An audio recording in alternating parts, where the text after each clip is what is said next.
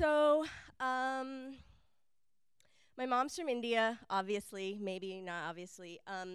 This is my mom dancing Kathak North Indian classical style.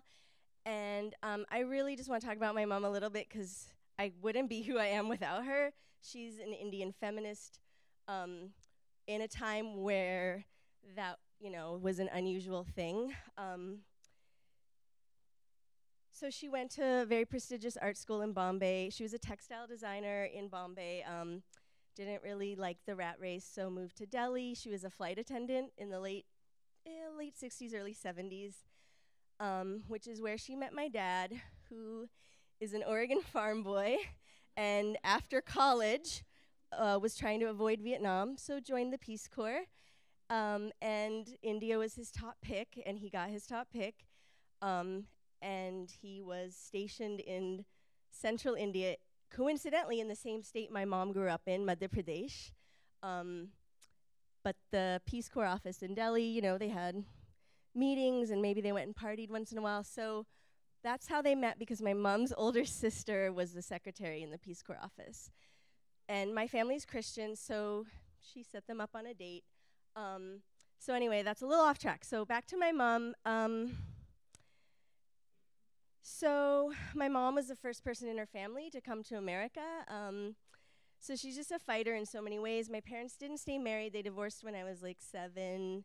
My mom remarried many times, which is also very unusual for an Indian woman. So yeah, she's a painter and a dancer.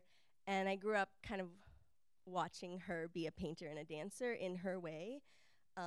She would perform at Indian functions, and my sister and I would just sit and watch. And my love of music definitely comes from her. My childhood was kind of her homesick immigrant experience, like living in rural Oregon City and, being like, where are the brown people? There's no rice here. And I'm waiting just by the mailbox for those aerogram letters from India. And so yeah, lots of old Bollywood tapes. And if she didn't have the tape of the soundtrack she wanted to hear, she would just record her own into a little tape recorder. So this is really important for her, that for her to share like her Indian culture with me and my sister. Oh, you think so? Oh, I think I'm not speaking into it. There we go. Sorry. Thank you for telling me. Just yell at me when I don't get it right. Also, I'm coming out of the speakers in the back, so if that's weird. These are our DJ speakers. That's why it's kind of might be disorienting. So my mom would take us to like Hindustani classical concerts, to see Ravi Shankar and Zakir Hussain, and I don't think I really cared, until much later, which is going to kind of be the arc of this story. So I'm going to go here. Oh, sure, thanks. Okay, this is the book I'm named after, Gitanjali. It's 2 names, Gita, which means song or prayer, and Anjali, which means offering. And when my mom, this is a classic book of Indian poetry by Tagore. He wrote like the Indian national anthem. He's kind of India's famous Bengali poet. I don't know, my mom was in grade school or something, and they studied the poems in this book, and she said, that's what I'm naming my first daughter. So Gitanjali means song offering or prayer offering. And then I, however many decades later, became a DJ. So it's kind of just, I wanted to note that I was already, predetermined. Okay, you can go to the next one, please. All right, here's my mom and dad. Yeah. I know I sent you a million photos, and I didn't put all the photos of my dad on the farm, and I just was like, you guys don't need to see that. But anyway, there's my mom and dad getting married. Okay, that's great. No, we can go to the next one. Okay, so this is me at the end of my PSU days, where I was studying oil painting and my gothy self, which maybe hasn't changed much. So talking about my childhood just a little bit, I really didn't see myself as Indian. I kind of thought I was white. I think either I wanted to be white, or even though I grew up with a lot of other mixed families, believe it or not, in the 70s in Oregon, there were other half Indian families here. So I grew up with a lot of other mixed families. One of our really close family friends, the mom was Mexican American and the dad was Indian. So I had like these two brothers who were also half Indian. I just didn't ever see, my face and myself reflected in anybody. And I think, it took me decades to realize, I think that was internalized racism. I mean, I think I was embarrassed of my immigrant mom. I think, at least later in my teenage years, like, I was embarrassed that our house smelled like spices. And I was embarrassed that, Indian relatives came from India and Dubai, and like we sponsored them and they lived with us in our apartment basement apartment in Philly. And kids would come over and make fun of the smells of all the food. And it was, I think all that embarrassment was like, I wasn't prepared to like own all of that yet. So as I go through this little talk about myself, I'm just gonna give you little updates on the soundtrack of my life. So in my teen years, I was definitely like a bad girl, got in a lot of trouble. We lived in Philly at that point, and I listened to a lot of metal, like Danzig and Iron Maiden and Metallica, and then I was also obsessed with Morrissey. Okay,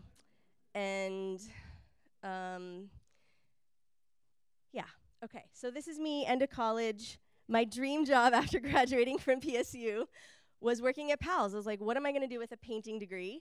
I'm gonna work at PALS, because this is 1996, and that's where all the cool, weird kids worked in Portland. Okay, who else grew up here? Any 90s Portland kids? Okay, there's like 5 of us. That's where I found my people. That's where I met the incredible kid. I always say, college was one degree, and then working at PALS was like a whole nother re-education, because I mean, obviously, it's the world's largest bookstore. You're surrounded by a million books, and I think, I went home with a book every day. I'm just like, I'm a collector, and I also just like love information. So I just kind of found my friends there and my people, and I want to talk about that, but I jumped ahead a hair, because when I was still at PSU, there was my paintings were kind of more color field like this, and I did some kind of dark, drippy, like tree paintings and stuff, but there was really no Indian imagery in my work, except for one piece, and I don't remember the class, it was basic design or intro to drawing or what it was, but they said, everybody's gonna do a self-portrait, measure the width of your body and the length of your body. And so it'll be kind of a rectangle shape of your dimensions, but the interior can be whatever you want. And so I took some vintage pink Indian fabric, and then I kind of made a border, and then I painted some like, some little like Indian auspicious dots and like all the kind of florally stuff, and then the inside was kind of a charcoal, like gray scale charcoal, abstract self-portrait. And that was significant. That was the first time I was like, oh, there's some Indian imagery in my work. So I think you can go to the next one if you don't mind. Thanks. Okay, so I'm working at Powell's. There's kind of these 4 years in between graduating and discovering DJing, and it was maybe an identity crisis, I'm not sure. I started studying Hindi with a teacher in Beaverton, and I was kind of confident, like, I got this. I grew up with Hindi. I knew Hindi when I was a kid. The sounds are very familiar to me. I know these words. Didn't do my homework, so didn't do so great. But then I started studying Indian classical dance, and because of the immigration laws here in the States, a lot of the tech workers in the west suburbs are, a lot of the Indian immigrants that come here, they are tech workers, right? As opposed to the UK, where, because of the British Commonwealth, more working class South Asian immigrants could come. So here we have more tech workers, and a lot of the tech workers here in Portland area are South Indian. So the classical dance I could take, and I had my choice of like 10 teachers, was Bharatanatyam, what some people call temple dancing. So I started studying that, even though what I really wanted to study was Kathak, the North Indian style that you saw the photo of my mom doing. So I'm driving to Beaverton, I'm working at PALS, I'm going to my Indian teachers, like garage, and dancing with like children. And I'm working on this show of self-portraits. So it was like 99. Powell's builds that, they tear down the old orange room and they built that 4-story tower that's on the corner of Cooch and 11th. And there's a gallery, right, in the Pearl Room. So I asked my coworkers, hey, can I have a show? And they're like, sure. So I'm working on this show. You can click through. So meanwhile, I'm doing this show kind of, okay, I'm gonna explore my identity as a South Asian woman. I'm gonna like embrace who I am. I'm also studying dance with 2 different teachers because a Kathak teacher did come from India for 3 months. So this is me performing at the Newmark. Very awkward. Look, I'm so awkward. You can click. But then meanwhile, I'm kind of like, I'm living this double life, right? I'm like at PALS, drinking, smoking, partying with my PALS friends. You can keep clicking. Here I am at India Day. So I'm 24, they're 16. When I showed up for the first dance practice with this teacher, I pull up in my muscle car, and they're like all like, what high school do you go to? I'm like, I work at PALS. I already finished college. Okay, you can click through. So here I am. Just want to mention this, part of this show that I did of self-portraits, and these are just a few of them. There's more that I didn't include, this is the era of Gwen Stefani and Madonna kind of like, we're going to wear bindis. And I was really pissed about it. I was young, and I think there's more nuance about that stuff now. But part of the message I was trying to express in my show was, okay, these are our things that we grew up with that are precious to us, and you can't take them, right?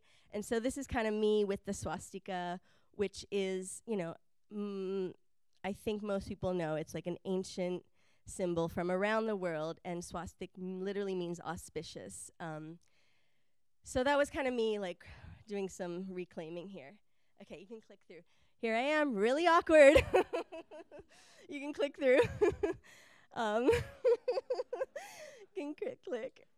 Okay, this is the Bharatanatyam style. You can keep clicking. Okay, here's one more photo I did, just a mannequin hand with some henna. Okay, this is a great place to stop for a second. So when I was 16, it was kind of like a initiation to adulthood. My mom said, I'm going to sit you and your sister down, and we're going to watch this movie. This is Pakiza. And also, I'm going to make you watch this other movie. Will you play it? Thank you. Okay, so I told you my mom grew up in central India in Madhya Pradesh, but she moved to Bombay when she was like 17 to go to art school. She was a textile designer. She didn't stick with that very long, but she did continue her Kathak dance, and she studied with the dancer in this piece is Gopi Krishna, very famous Kathak dancer, but he really moved into Bollywood. Things are changing, but in India, musicians and dancers are considered, it's okay if men are musicians and dancers and they go on the road and they're together. But once a woman kind of joins like a band of traveling, musicians, is kind of not a good look, and usually families are going to say no unless they're chaperoned. If you're from a musical family, then of course that's a different story. But it's just, because women hold the honor for their family, it's like doesn't look good for the rest of the family. Okay, so back to this movie. This is Pakiza, filmed it throughout this kind of mid-60s. This is the actress Meena Kumari. She was married to the director. They got divorced halfway through filming, so they shelved it. 1972, they finished it. She looks really different in this different scenes. And then she died, like maybe that year. She was a poet and basically died of cirrhosis of the liver, and it came out posthumously, but it's an iconic movie in Bollywood. Everybody loves this movie. okay, maybe not everybody, but it's like a lot of people's favorites. People are really, really drawn to her character. And I also am really drawn to her character in this movie. So she plays a courtesan, essentially, which the Urdu word is taiwaf. So a courtesan in the idea of a geisha, like a dancer, a poet, a singer. The women who are all taiwafs, they live together.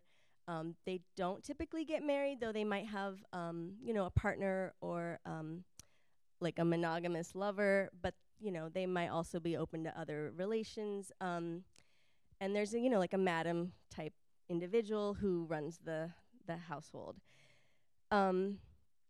She was an inspiration for that photo show for me because she really represented like freedom and her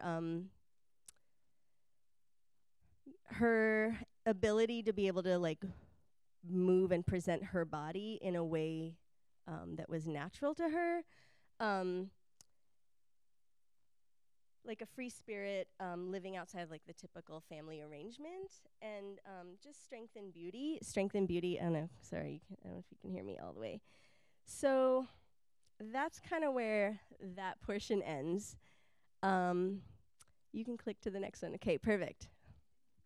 So I'm working at Powell's.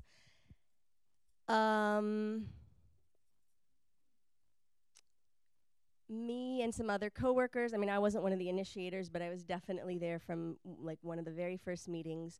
We decided to organize with ILW, International Longshore and Warehouse Workers, and we formed our own Local 5, and we had a lot of meetings, a lot of union actions, walkouts, picket lines, a lot of meetings, and a lot of parties. And in that was the environment. That was this like perfect storm where Anjali and the kid were born. The kid and I were both involved. He was much more involved than I was. The incredible kid, my DJ partner, he was the spokesperson for the union. So, May Day 2000, the W2O in Seattle, all that kind of perfect storm happening. We had the Teamsters on our side. We would shut down 10th and 10th Street and have there were Mayday parades through Portland that were radical. We partied with the Wobblies. And for me, growing up in Oregon, my grandfather worked at the paper mill in Oregon City. My dad worked there for decades. I even worked there 2 summers because they would hire children of workers if you were in college. All the other kids that I worked with, their parents worked in the office. My dad actually worked in the mill, and they put me on his shift. I got to work with my dad. So kind of coming back to Powell's, like having all this like working class struggle and fight for a living wage, for cost of living adjustments, for maintaining our benefits, that all so tied in with where I'd come from my Oregon roots. That we had all these parties, and all the parties were DJ'd by the kid and some other dude coworkers of ours. And so at one point I was just like, we're labeling books at Powell's. Hey, will you show me how to DJ? He's like, sure. So he calls me up, and this is landline days, 2000. Do you want to DJ? There's a house party this weekend. Yeah, let me think about it. I hang up the phone. I am like, what am I thinking? Of course I do. Call him right back. So I show up. This is like us. We came up in the era of, the one genre kind of all vinyl scratch DJ, the kind of the like exclusive boys club, like turntablist. I'd never seen a woman DJ before. I just loved music and was really obsessed with Britpop, and that's actually how I kind of got into DJing, is because I just was like, I want to share all this cool music. I saw the Pulp back jacket over here. So yeah, I was like a huge fan of Jarvis Cocker and Blur and Suede, and I really, really didn't listen to any like American indie rock. I really listened to just like British pop, and so that was my angle. I was like, hey, I have all this music that nobody knows, nobody listens to. I think I'd be good at this. So we do our first gig together, and I'm sure my coworkers are being very kind, but they all it was like instant success. They loved my DJing. But I would slip in like a little Asian underground over here, a little State of Bengal, a little Bad Martian Shri. And I had one Bhangra CD. And Bhangra, the little dance we did in the beginning, I didn't really explain too much about it. It's historically, people say it's about 500 years old. Historically, it's a harvest dance done by men in the spring when they harvest the winter wheat. The holiday is called Vaisakhi. So that's kind of where it comes from, and it's traditionally a dance only done by men, and in some families, really conservative families, it's still only danced by men. My family's from a different part of India, but Bhangra is like the party music of the South Asian diaspora. Like wherever you grow up, if it's, Birmingham, UK, you're in Canada, you're in LA, wherever you are, at least in the diaspora, maybe not in India so much, because it's really a regional sound. It's in Punjabi, as opposed to Bollywood, which is in Hindi, and more people speak Hindi than Punjabi. But I had this one Bhangra CD, and I play this track, and the kid's like, whoa, what is that music? I need that music. And I was like, okay, we have to go to the Indian grocery store. That's the only way you can find this music. It's so true. So I discovered this whole world that I didn't know about because of the British, kind of the British Commonwealth, and after after the British left in 1947, they split South Asia, right, into India and Pakistan, the line right down the middle of Punjab. So after the British leave, then there's like open policy for immigrants from Punjab to move to the UK to work in factories. So the Midlands is like where modern Bhangra comes from, Birmingham specifically, which is also the home of metal. So it was kind of like I had this view of my Indian heritage through my mom's lens of her childhood from the 50s and 60s. And, I grew up with some Bollywood disco, some Nazi Hassan, but this was like a thing I could like cling to. I already had my like kind of Anglophile like British music obsession, and then I was studying Indian dance and like figuring out my identity, and then I discovered this entire world of UK Punjabi music. But to go with it, of course, I worked at Powell's, right? So there are all the books, like Meera Syal, one of my favorite writers, of course, Jhumpa Lahiri here in America. My show was really, of course, my show was inspired by Cindy Sherman. But there's another Indian British artist, Chilla Kumari Burman. I was really inspired by her. So I just kind of discovered this whole world of artists that were already working for decades, building for decades, like from the 50s, 60s, 70s, whereas in America, Indians really couldn't move here until 1965. That's when the immigration laws changed. And because our immigration laws are so different here, people moved here to go to grad school to become doctors and engineers. We didn't have, obviously, like in big cities, there are more working class South Asians, but kind of on the West Coast, not so much. That's more of an East Coast thing. So I really, really, the kid and I, we clung to this music. We'd never, because my family's not from this part of India, I never heard anything quite like it. I mean, there are elements of Bhangra in Bollywood, so it's familiar to me, but it wasn't like my people's music. So, I don't know, just mixed with that working class struggle of trying, and also the immigrant identity crisis that I felt like I was having, and then these kids were already figuring it out. So I just wanted to list some of the genres, because there's so many genres. So Desi is a word that I use a lot, D-E-S-I, Desi. Instead of saying Indian, instead of saying Pakistani, which really denotes such national border, identities based on nations. Desi means of the country. So it's kind of a term that an umbrella term I like to use for South Asian. So there's Desi grime, there's Desi two-step, there's Bhangra muffin, there's hip-hop Bhangra, electro Bhangra, there's Asian underground, Bangla rap, Asian drum and bass. Everybody loves corner shop, right?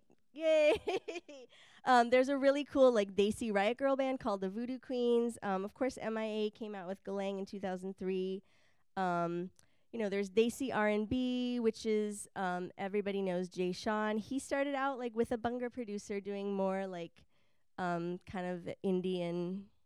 Yeah, you should check out his early stuff. It's way better. There's a record label out of London called Outcast Records I really became obsessed with. So anyway, this became the foundation of Andaz, like our party that we started at the Fez. You can click. Okay, this is a movie that I really, really love. It's called East is East.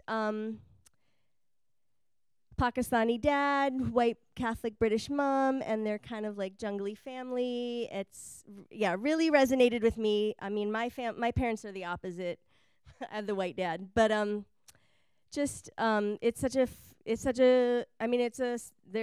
some like sad stuff in the movie, but it just really resonated with me, and this kind of just harkens back to that. You can click. Okay. We can just click through these. These are some of the designs we did for our party, just kind of reappropriating and recontextualizing like the vintage Bollywood imagery that I grew up with. Really, I mean, kind of crude Photoshop stuff, but this was us, going into the union office, the PALS union office late at night and using Photoshop. So, anybody here know who Mike King is? Yay! Okay, so I don't know what year it was, but I run into Mike King at the Trader Joe's in Northwest, and we're in line, and he's like, "I collect your posters," and I was like, "You collect my posters?" Mike King is, go look him up. He's like infamous Portland poster designer. All the he does all the Monkey Presents, everything you see at the Doug Fir, that's him. He like invented that style that everybody else copies. So he's like, "I collect your designs." And I was like, whoa. He's like, "I'm getting married. I want you guys to DJ my wedding."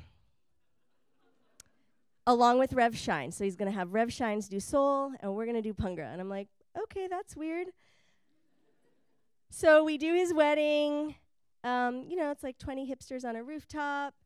And they're not really feeling the Bhangra, so I'm like, I'll just go out and I'll just dance a little bit. So I'm dancing, giving like the miniest dance lesson, not even what we did today. And Adam Zaks, is that his name? The guy who started Sasquatch, he's at this wedding. He writes our friend Connie a couple weeks later, "Hey, I want them to open up the dance tent at Sasquatch every night." Okay, so you can click through. So clicking through. Okay, so here we are, Sasquatch. All of a sudden, here I am, like in front of thousands of kids, and I mean, this is after years of club DJing, of course, and I kind of skipped that whole story, but because maybe we have 5 minutes or 4.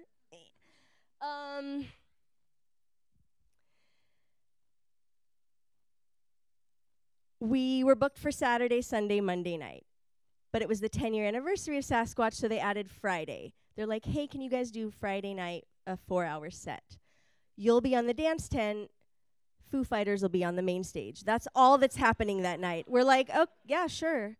So I don't do a dance lesson on Friday night. This is Saturday, Sunday, Monday. But Friday night, we're DJing. The Incredible Kid goes out, just to test make sure all the equipment's working, and like 5,000 kids start screaming, and he's like, "Who's that for?"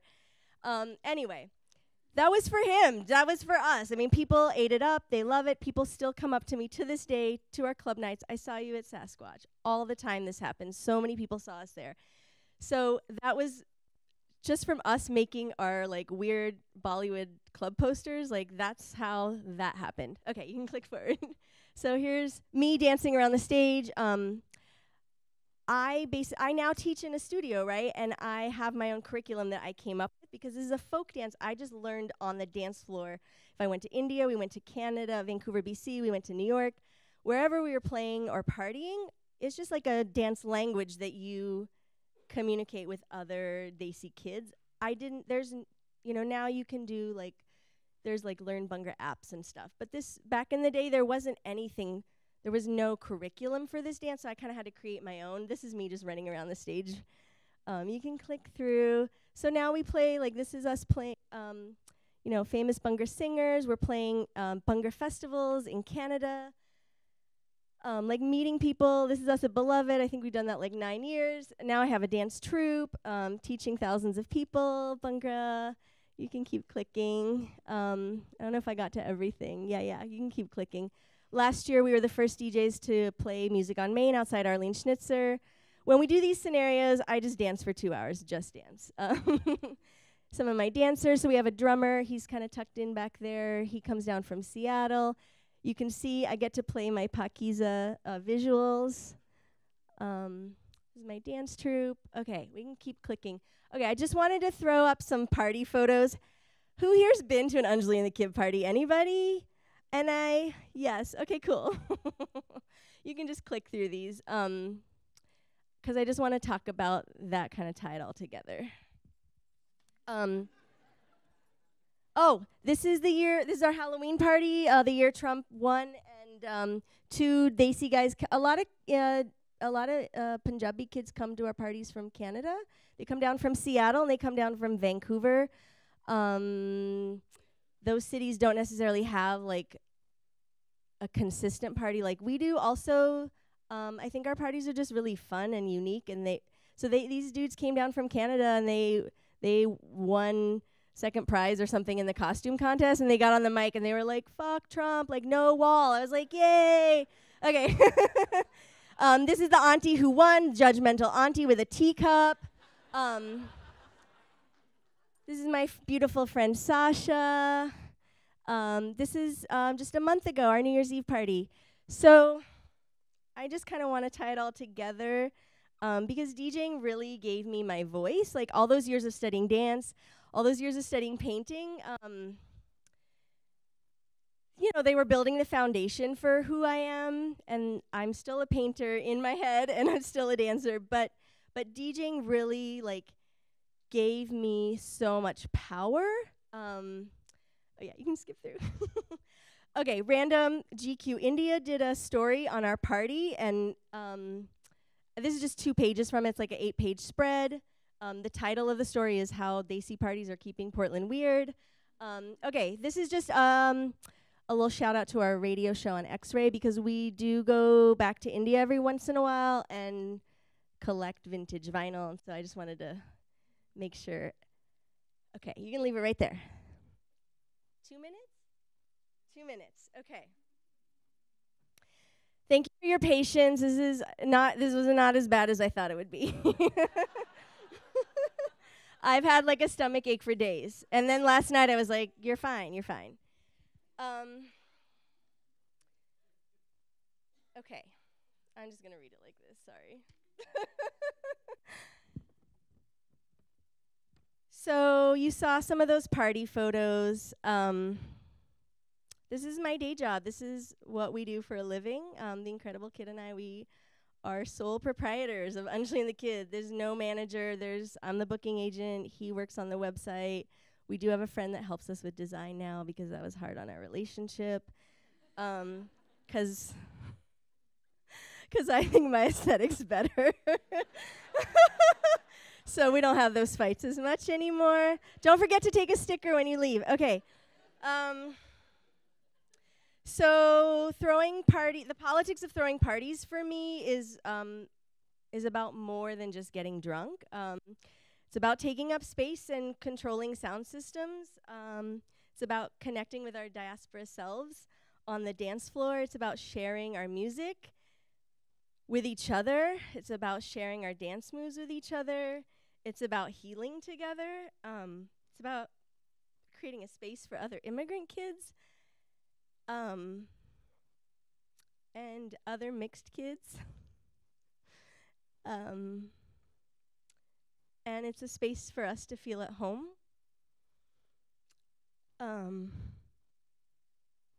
Both of us, like the Incredible Kid, lifting me up and centering me all these years.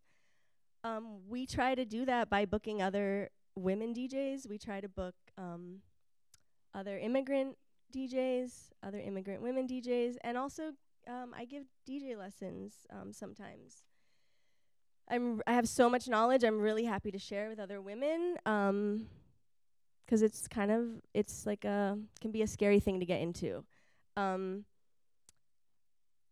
My aim is to promote solidarity on the dance floor and to center the music of the working class, to disrupt the mainstream and to cultivate beauty in grimy clubs. I'm getting so emotional. Okay. So this is our service to the community. Because we're playing other people's music. We don't make music. We don't do edits or remixes. We are selectors that mix other people's music. But it is our service to the community, and that's why we do our weekly radio shows. We don't get paid for those. It's all volunteer work. I'm fighting hard to keep Portland brown. So much gentrification happening here, and I just want to kind of acknowledge that. And I also want to take advantage of the power that I have to speak about all the shit that's going on in India. It's really bad right now. So thank you for listening to me. Thanks for your patience. Thank you for having me.